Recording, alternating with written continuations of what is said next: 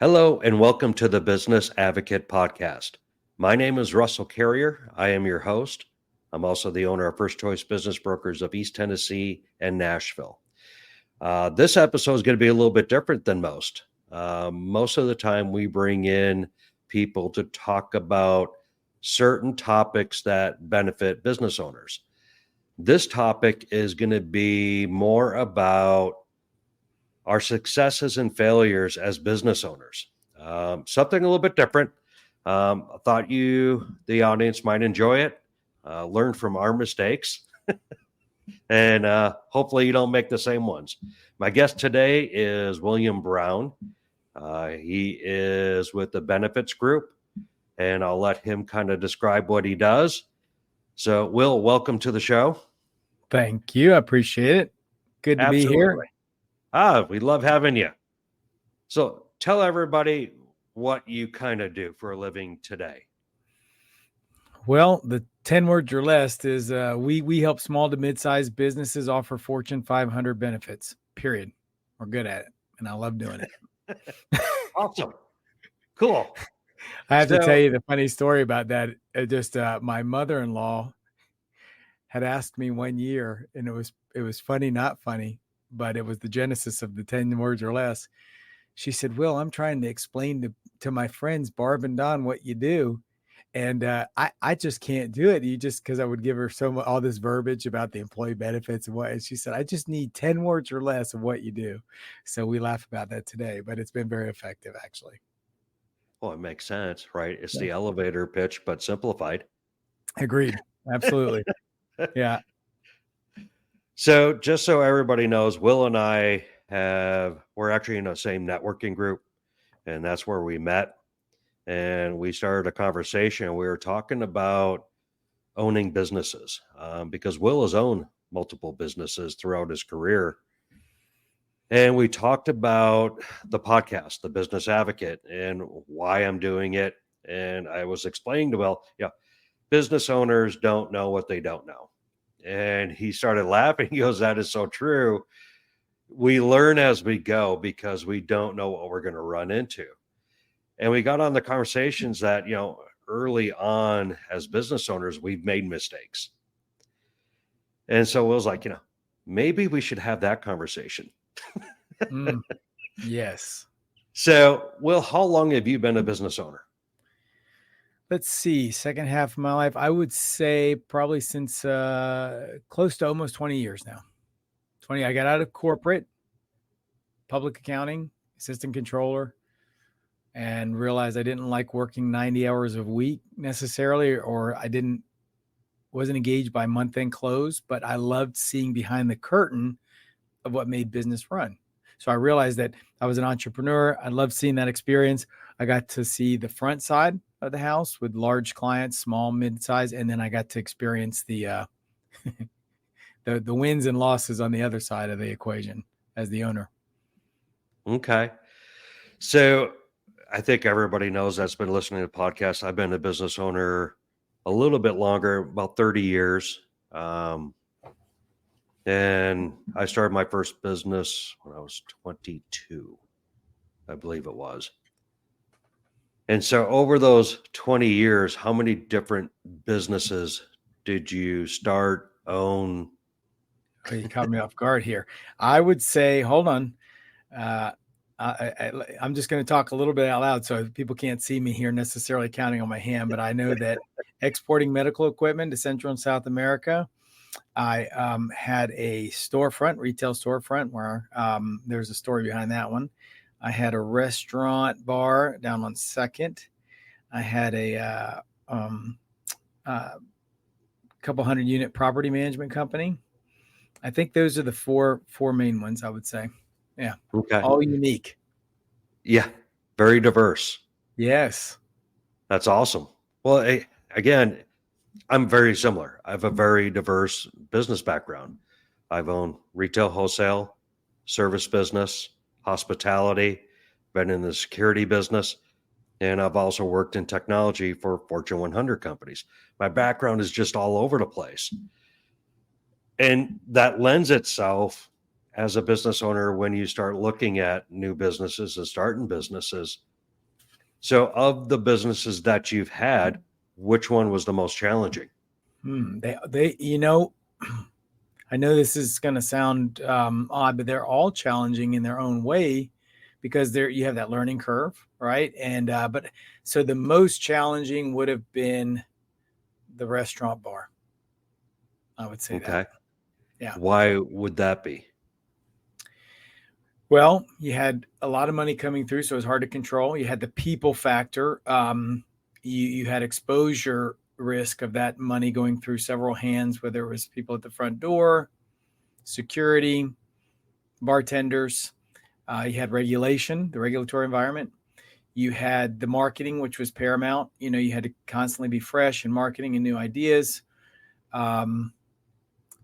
And just the unknown. There was a learning curve because that kind of world is very tight knit. And if you don't know what you're stepping into, which I didn't, so there was a lot to lose on every point, right? For the marketing, for the compliance and licensing, for the risk of security risk, financial risk. So I would say it had all those hitting. Which business did you like best and why? Well, I did. I loved the retail. I would buy before Amazon started offering open packages. I would buy truckloads of those because the retailers would take those open box items and resell them. So I'd buy truckloads of different things. Loved finding deals. It kind of satisfied something in me. My dad was an entrepreneur the second half of his life, and so I enjoyed being able to buy and sell things and find a deal. And then I kind of honed in on the electronics piece, but I enjoyed that. I enjoyed buying items and reselling them. Good, nice Okay. items, valuable, not junk, but I enjoyed that. Very cool. So my first business was the retail wholesale. I was buying product from overseas that was imported through LA. And I basically bought a distributorship for the state of Florida. And so I had retail locations in malls, but I also wholesaled it to high-end boutiques and entertainment spaces like Walt Disney World, Universal Studios. I found that was my first business, so the learning curve was substantial. And I'm going to go into one of my mistakes that I made as a business owner, and that was my first business. The mistake I made in that business is I had multiple products that I could sell and resell. I mean, we had over 400 items: sunglasses, belts, watches, t-shirts. I mean, just the gamut of accessories. The problem was it was all manufactured in the same place. And it happened to be in Indonesia. That manufacturing plant ended up being decimated by an earthquake. Oh, man. My business was over the very next day. So I learned from that business, don't keep all your eggs in one basket. Make sure that you have multiple sources if you're getting into that retail wholesale space, so that doesn't happen again. That was a devastating thing. We were the largest distributor in the US for that product line. Yeah, that was In one a day. very interesting and disappointing event. Wow.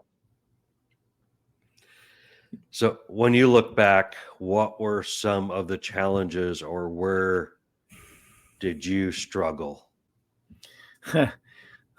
That's a long list. By the way, I was counting as we were talking. I came out with 4 when you put me on the spot, but I forgot some of the most recent ones, including this. There's been 7 at least that I can think of. So let's up that number to serial. I'm in serial entrepreneur category territory now. Where were the mistakes? The mistakes started with me. So yes, there's outside pressures, but I would say, gosh, there's a lot, but let me if I had to focus on one, it would be not delegating and nor having the team not being a good leader. So I have always been, like probably most entrepreneurs, a do-it-yourself kind of guy. I got that from my dad. You know the character, walked 2 miles uphill both ways in the snow. And you're never going to work as hard as he did or have as rough as life as he did. So that was my dad. And so funny enough, my earliest memories, even as a teenager from him, were get up, quit pressing the sheets, let's go. 16-year-old being woken up at 5:30 a.m. But so that carried on into business where I would try to learn every aspect, do it myself. Didn't learn how to not only lean on others, I didn't necessarily trust others to do that, didn't know how to delegate, and so wasn't a good leader myself. So that would probably be the biggest downfall, because you cannot scale if you don't have people you can rely on. I mean, you can have a great business and be a lifestyle business, but if you're in business to solve a problem and you want to do it effectively and across a larger scale, you have to depend on the right people. So I would say that was the biggest thing. Okay. So I had a very similar upbringing. My father was also an entrepreneur. And at a very early age, I was notified that work comes first, play comes second, period. Yeah. And during high school, I was involved in sports. And my father actually hated sports. He hated that I was involved in it. And it wasn't really a punishment, but it was, if you want to play, figure out how you're going to get to practice, get to your workouts, and get home. And we lived 11 miles out of this very small town. And so he's like, I'm not picking you up. Figure out your own transportation. So I became a hitchhiker. Oh, those were It was a very different time than today, yes. But that's how I got to practice. That's how I got home most times, because I went to school. Well, I had to work before I went to school. I had a bunch of items I had to check off. I would go to classes, and then after classes, I go to practice, and then I would have to go to work, and then I would have to get home. It was very similar. It sounded like we had the same kind of fathers, that same mentality. Work comes first. And that's where I've got that same thing of do it yourself. And I 100% agree that delegating early on was very difficult. Yes. If I saw that somebody was doing it wrong, I would go jump in, correct it, and do it myself. Absolutely. And I found this out in the services businesses that I was involved in. And the employee figured out really quick that I'll just do it half-assed, because I know Russ is going to come in and finish it for me, and I can sit back and watch him do it. And Russ, it might not even be as blatant as that. I mean, that is part of it, but I've learned here recently that, employees want to help. You actually, if you get the right person and you've got folks, if you don't teach them, they don't feel fulfilled, they're going to achieve the level you expect and that you give them. So if you set the expectation and the bar low, then they will satisfy. But if you, and obviously you can't overwhelm them. It has to be a sequential training of base knowledge and so forth. But yes, it takes a little step back to take the time, energy, and effort to train them. But the acceleration on the other side is so much greater. And you give them responsibility and purpose. When you and I would take that and do that for them, not only would they think, oh, okay, well, great, he's going to do it. But the good ones, we lost them because they weren't engaged. They didn't feel like they had a purpose, and might have even felt like they were disappointing us. So we'd lose them too. So we lost the good with the bad. Maybe the bad would stick around just to get paid while we did it. So yeah, what I ended up doing was I recognized what was happening, And plus, I had a great employee that also recognized it. And they're the ones that came up and told me, you need to stop doing it because they're taking advantage of you. And so I weaned myself off. The employees, I had a huge training program for what we did. And so they knew really how to do it. It was more my mentality Right. of jumping in. And so I weaned myself off. And like you said, the ones that were taking advantage of that, they left. The ones that did want to be productive and wanted to do a great job, they did excel. And so that was a learning curve for me, and recognizing, because again, as business owners, we become very self-focused. Yes. And I would agree. so I had to turn that around. Don't focus on me. Think about what they're thinking or experiencing as the employee in the company. And that was a completely different mindset. And it helped out that business tremendously.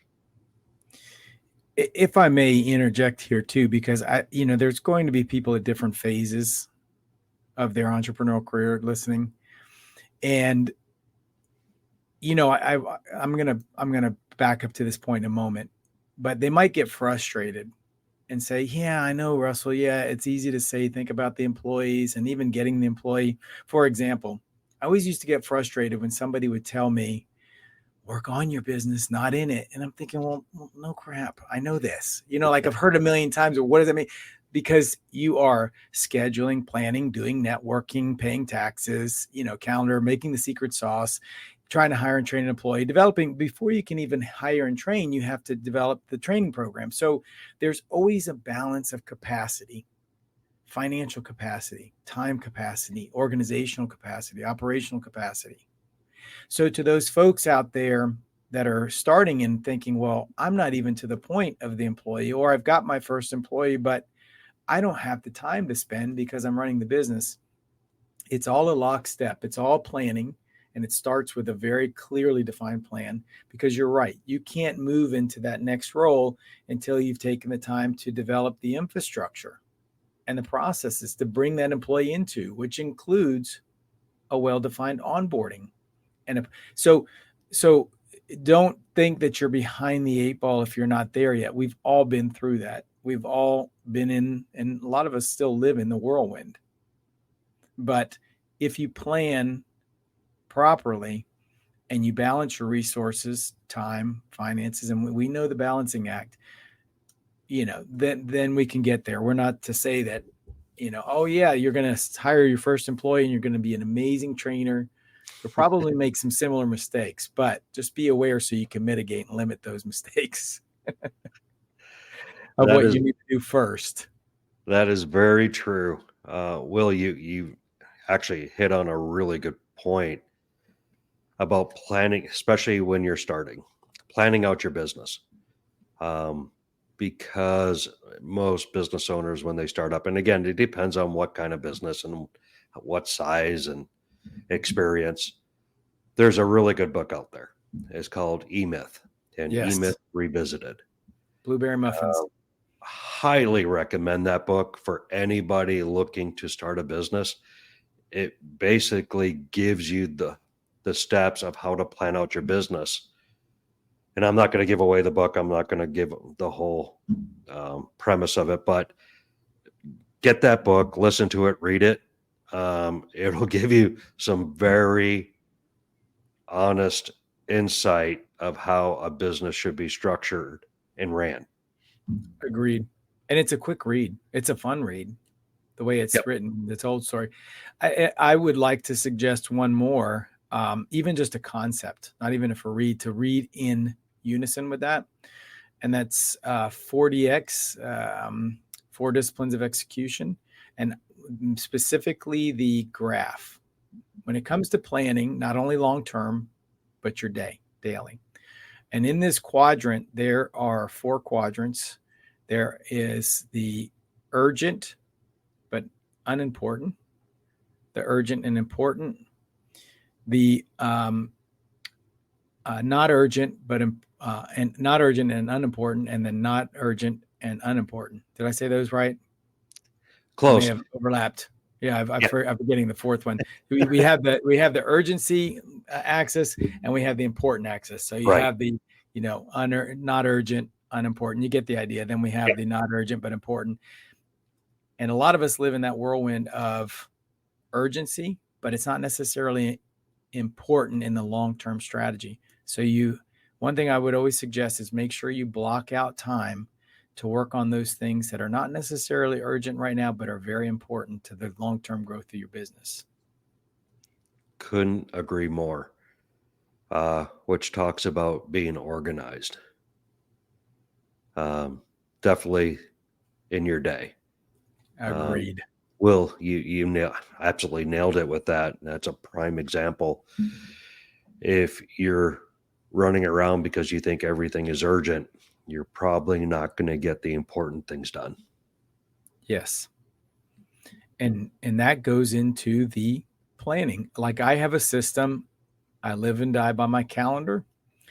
I have a to-do list that's and you can't overwhelm your to-do list. You have to take from your to-do list. What I've learned for me is get some manageable bites. You get your big rocks for the day. And yes, we've all heard this, but the reason they become, kind of mainstays is because they work. So if you try to put everything on your list, your mind's going to get overwhelmed. At least it does for me. If you say, okay, it will be a good day if I knock out these 1, 2, or maybe 3 important things. They're not urgent now, but they're important.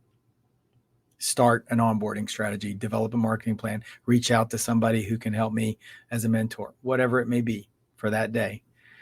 And then also, I would suggest getting a clear vision on Sunday or before you start your week of what your week looks like, and don't overpack. One thing, Russell, I do is I will make sure that I leave a lot of space. Will you allow me to continue? By the way, I don't want to abscond, but another minute. Can I talk about this? Thank you, because this is important. Make sure, I have learned in calendaring to allow yourself time to get momentum. And here's what I mean. If you have back-to-back meetings, especially ones that necessarily aren't what we would call important, I will schedule my meetings typically in the beginning of the day or at the end. You'll have people as you grow reach out to you that want to pick your brain, or, hey, I'd love to just grab coffee. I don't know what people are doing that they can have coffee at 10:30 in the morning. You know what I mean? Like, I'm deep in it. So if somebody says that to you, kindly accept, but just say, hey, I've got time on these, and I would block out those kind of meetings, but allow yourself time for momentum, at least 2 to 3 hours at some point in your day where you can go without distractions, because those distractions they take resources, mental resources, and they'll keep you from doing the right things. That is on point 100%. Now, Will is talking about one method of keeping track of your calendar and prioritizing. Everybody knows there's 100 ways to do it. Find one that works for you. Correct. And stick to it. That's the most important piece of this puzzle, is you have to do it on a daily basis. As soon as you put that organizer, your planner, whatever you're using away for even one day, it's going to throw everything off. So every morning, organize your day with whatever system you're using, but stick to it. That will definitely help out your time management issues. Agreed. Absolutely. So we talked a little bit about the struggles we had as business owners. Talk about just a couple successes as you become more seasoned and you get these gray hairs and all these wrinkles. Yes. You learn, right, throughout that process and that time. What have you learned that makes you successful today? Yeah, I'm definitely in the right seat on the bus. I love everything I've done has come down to this, and I enjoy it because not only do I have a passion for it, it still engages me. No day is ever the same, but I have a team around me now So back to the beginning, I have a team that has taken time and investment, and there's been some folks that didn't stick, and that's disheartening. But you know what? We are all pushing for the same goal, and the goal is clearly defined. And we have a system and a cadence, and we know what problem we solve, and there's a heart behind it. So having you're in business to solve a problem. So if that problem is clearly stated, you're not distracted with a bunch of different things. When people think of you, they think of X. You're the guy that does, you're the woman that does X. And then you've got a team to rally behind you after you get your first follower. That means what? You can effectively communicate that vision and mission to not only your clients, but someone else to get them to follow you. So that's the biggest win, is coming full circle, learning how to delegate, having a good culture, and having other people share in your vision or dream so you can go out and solve the problem for others. Excellent. So, or in my today's business and what I do, I found one, yes, I've learned how to delegate. Number two, I learned a lot about cash flow, and organizing and managing finance a heck of a lot better than I did when I first started out. Yes. And then process. That is one of the items that I never really focused on, quite honestly, until my third business. And I'm constantly learning about process and how to fine tune. And the business I have today, it makes business a lot easier when you create these upfront. And I truly believe, I agree with what you said. You said two things that hit home. One is passion. The other one is heart. One thing I realized about business early on, and again, it's not all about us as business owners. And you said, we're here to fix a problem. Who are we fixing this problem for? It's our client or customer. Yes. And if we focus on what their needs are every day, I think you'll find that business becomes easier in some respect, because you are providing that service, that widget, whatever it is that you're doing for business, and you're doing it for them. And you mentioned getting the one follower. The one follower turns to two, two turns to four, four turns to eight, eight turns to 16, Yes. and just keeps going, because they see that through the business owner, because it translates down to the employees and so on and so forth. That's where I find my success is now happening, is because of those things that I learned in 30 years of making those mistakes, right? I didn't know what I didn't know at the time. And you learn. That's the thing about being a business owner. When you first out, you have no idea of the obstacles that you're going to face until you jump in. And don't get upset with yourselves. No. Out there. Everybody goes through this. You Yes. don't know what you don't know. That's the entrepreneurial journey. That's what makes you great. Just quickly to your point about cash flow, we talked about a lot of the more relational items as it relates to people and culture, and we talked technical as well. But I would say absolutely, a lot of business owners, and especially new ones, forget that their business is a newly adopted child, and that child eats first. So I've seen, it's funny, as I've worked to mentor some new business owners, they're like, well, I'm just going to use a number. I can make $100,000 doing this business. So in their mind, that $100,000 is coming home with them, right? They forget, how much they have to invest back in the business. So I think that every business owner, no matter, especially in the earlier stages, needs to have a very tight budget at home, because you are the business. And if the more you take and rob, I mean, that business needs to eat first. So just because you see the top line number and you think, oh, it's growing, don't make that mistake. A lot of them do. And then your business starves. Definitely. Cash starves. Yeah. So I'm going to give just a couple quick examples. We are running out of time here.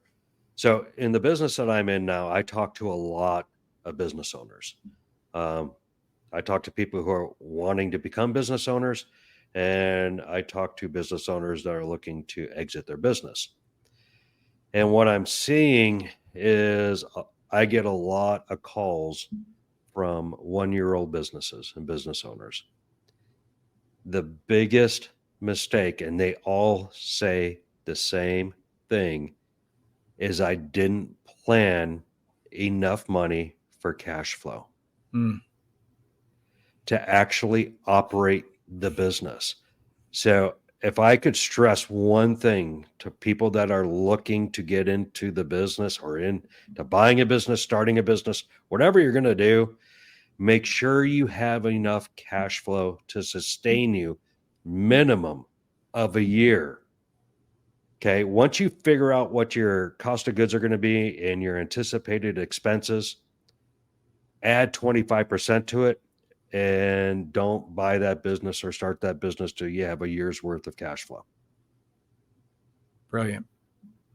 I hate seeing close signs on businesses.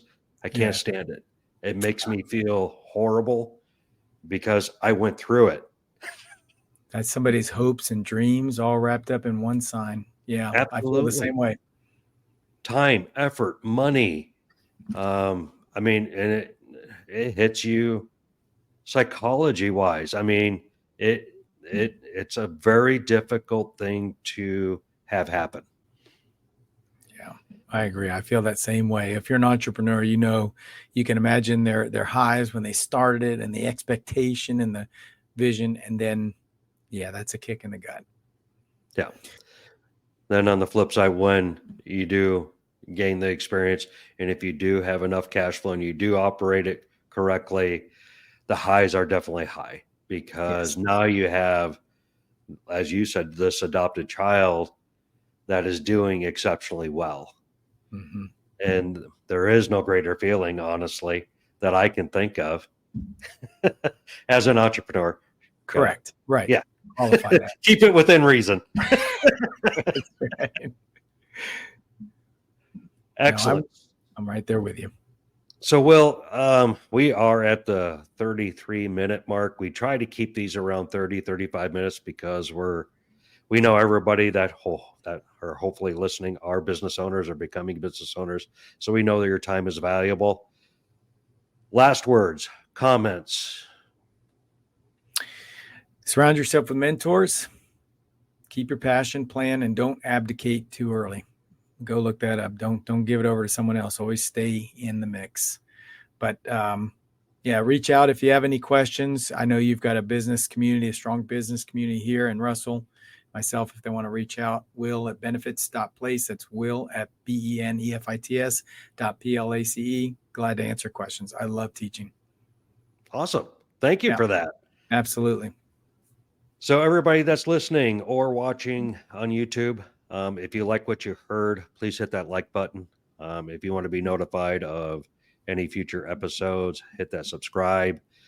Please leave comments or reach out to me. Let us know what you want to hear about. This channel is for you. It's not for us. It is supposed to be an avenue for new entrepreneurs or existing entrepreneurs to learn. My name is Russell Carrier. I am the owner of First Choice Business Brokers of East Tennessee and Nashville. We greatly appreciate you listening to the Business Advocate podcast. Have a great day.